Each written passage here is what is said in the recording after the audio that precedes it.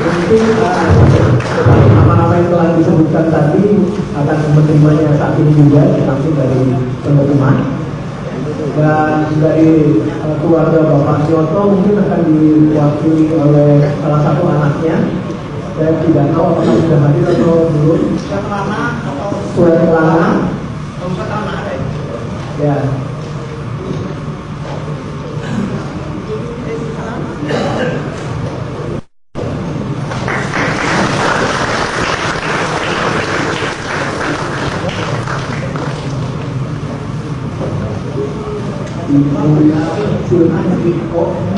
Dari jaringan kerja budaya Saudara Andre. Apakah persilakan untuk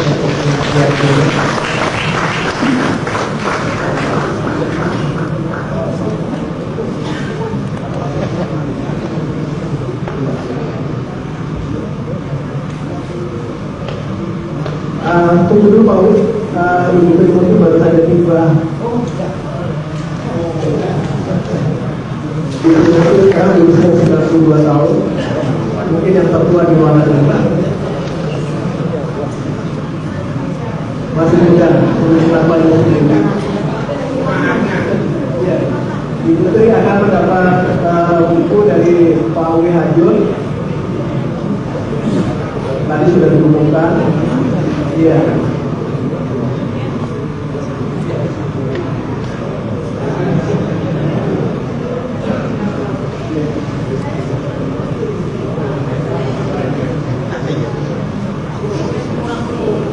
Iya, saya rasa bagi yang tadi telah disebutkan tapi belum datang, itu akan disampaikan belakangan. Dan sekarang waktu saya berikan ke Saudara Ayu yang akan menjadi moderator dari diskusi yang diselenggarakan pagi ini. Pada hari ini telah diluncurkan buku terjemahan karya Karl Marx, yaitu Das Kapital atau dalam bahasa Indonesia menjadi Kapital Jilid 1. Nah, dari pihak penerbit untuk menyambut peluncuran buku ini diharapkan ada sedikit penjelasan dari penerbit dan juga sambutan dari Kiai Haji Abdurrahman Wahid atau yang akrab kita sebut Gus Dur. Dalam diskusi ini kita tidak akan membicarakan isi dari buku karena kami rasa untuk mendiskusikan isi buku itu akan butuh waktu yang sangat panjang dan membutuhkan juga pembacaan yang lebih intens. Jadi pada hari ini kita hanya akan berbincang-bincang mengenai apa signifikansi buku ini diterbitkan, terutama dalam bentuk terjemahannya di Indonesia yang belum pernah sebelum-sebelumnya. Nah, untuk mempersingkat waktu, saya akan mempersilahkan Gus Dur untuk memberi komentar atau menceritakan pengalamannya berkaitan dengan karya Karl Marx atau apapun. Ya, selamat.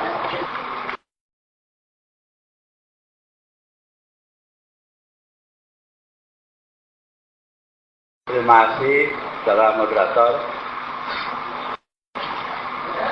Ibu Wimurti, Ibu Supeni, yang terkenal, Pak Yusuf dari Hasta Mitra, kawan-kawan semuanya. Kebetulan saya ini diminta berbicara di sini. Das Kapital pernah saya baca sekitar 6 tahun yang lalu, sehingga saya, ya istilahnya kalau orang Jawa bilang blondong-blondong, apa ingatnya itu. Jadi sebagian ingat, sebagian lupa, ya urut. Karena itu saya tidak akan berbicara mengenai isinya, seperti dikatakan moderator tadi, melainkan akan berbicara tentang signifikansi buku Das Kapital bagi kita semua, paling tidak bagi saya lah. Das Kapital, bagaimana kita ketahui, adalah karya agung dari Karl Marx. Ia merupakan ujung dari perjalanan yang panjang. Begitu banyak teori tentang masyarakat Barat sampai saat ini. Di sini saya ambil sebuah kerangka dari Profesorian Romain yang dimuat dalam era Eropa.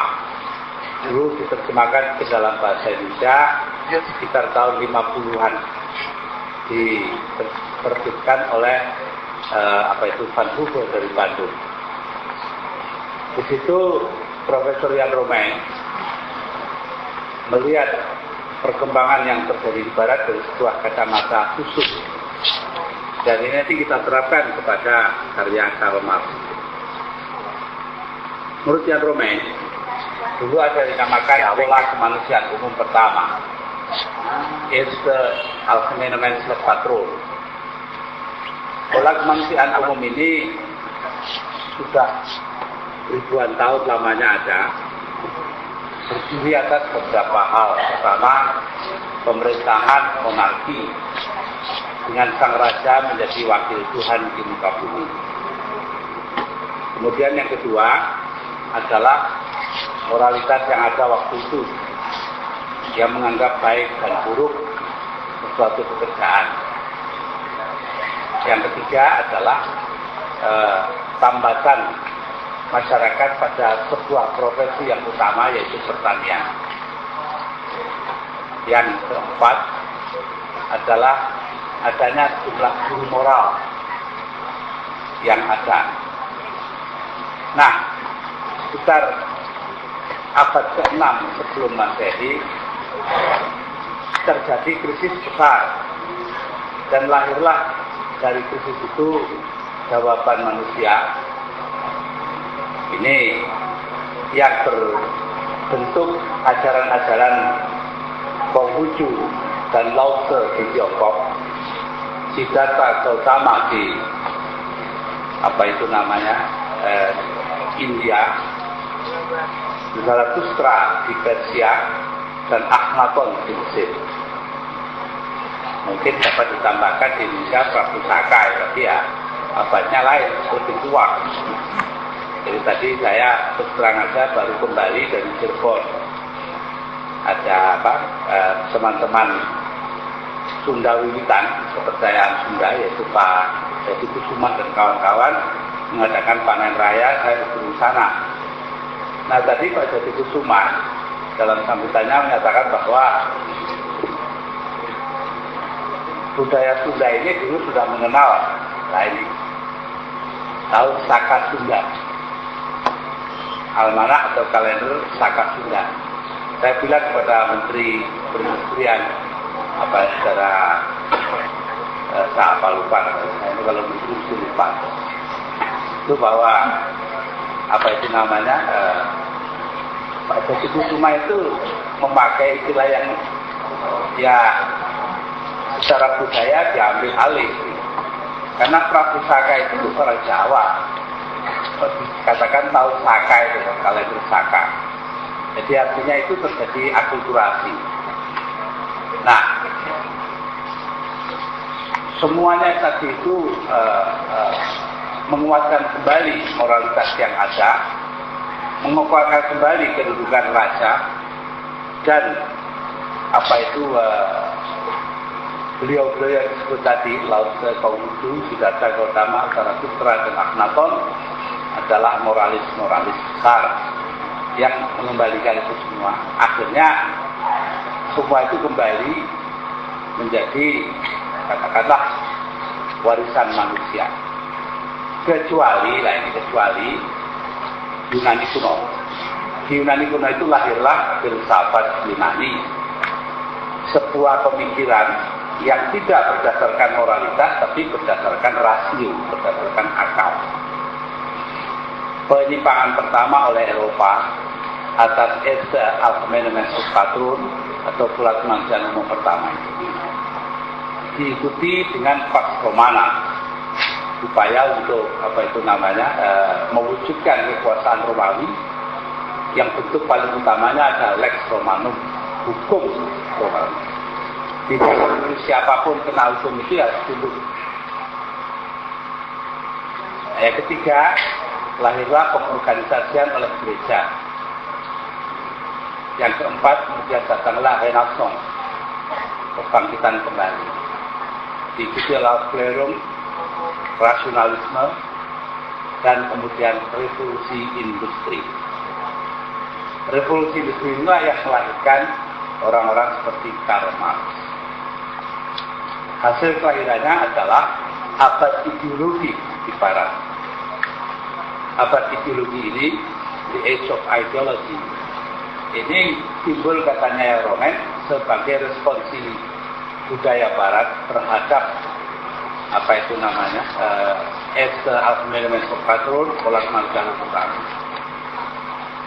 Nah, dari rangkaian penyimpangan itulah apa namanya lahir ya rasionalisme, obrero, renaissance, ya revolusi industri akhirnya melahirkan ideologi besar yang di lingkungan orang-orang sosialis dilahirkan oleh Karl Marx dan Friedrich Engels, di kalangan orang-orang kapitalis John Adam Smith. Dari situ kemudian timbullah apa yang dinamakan the age of uncertainty, era ketidakpastian yang baru saja kita lepas, yaitu abad ke-19 20. Saya rasa nggak tahu sekarang ini mau masuk yang baru apa tidak, saya nggak ngerti. Ya, itu terserah kepada Anda semua. Karena sekarang ini terjadi kembali penguatan tradisionalisme, budaya tradisional. Tapi hidup berdampingan dengan budaya rasional yang menyimpang dari budaya umum manusia itu. Maka dengan adanya pola kemanusiaan pertama itu yang menyimpang, kemudian memaksakan kehendak atas bangsa-bangsa terjajah, maka bangsa-bangsa terjajah pun mulai mengembangkan diri, membuat tandingan mereka sendiri. Akhirnya lahirlah nanti Tweede Allgemeine Menschenrechtspatrol, pola umum kemanusiaan yang kedua. Nah, ini kita belum tahu bentuknya kayak apa. Sayang yang Romen sudah mati sehingga kita tidak tahu perusahaannya bagaimana ini. Nah, jadi Das Kapital itu merupakan tandingan dari bukunya John Adam Smith yang berbentuk liberalisme. Nah, mari kita lihat apa signifikansi dari Das Kapital. Pertama, Das Kapital tidak dapat dibaca tersendiri. Dia harus dibaca dengan tulisan-tulisan dari John Adam Smith. Harus. Kalau tidak, maka kita akan menjadi sosisi. Saya merasa bahwa saya berutang besar kepada Bu Rupiah, sebenarnya bahasa Arabnya Rofiah, yang dulu menjadi guru saya di Jogja, kemudian menjadi dosen di USU, Universitas Sumatera Utara, dan belakangan menjadi komisaris PTI, namanya itu sebelum Mega itu Suryadi. Saya tidak tahu apa dia ikut PTI Perjuangan apa tidak. Umpama atau dia ikut PTI Perjuangan tentu tersingkir saat ini. Oh iya, karena isinya udah kebanyakan preman. Nah ini, jadi harus baca bareng. Yang kedua, bahwa tidak sedikit orang-orang Indonesia ngerti betul atau tidak seluruhnya atau hanya sebagian dari buku Das Kapital. Orang-orang seperti saya ini membentuk pandangan mereka tentang masyarakat. Nah, kalau tidak bersama-sama dengan bukunya John Adam Smith, apalagi kalau berhadapan dengan dia, maka seperti Bung Karno,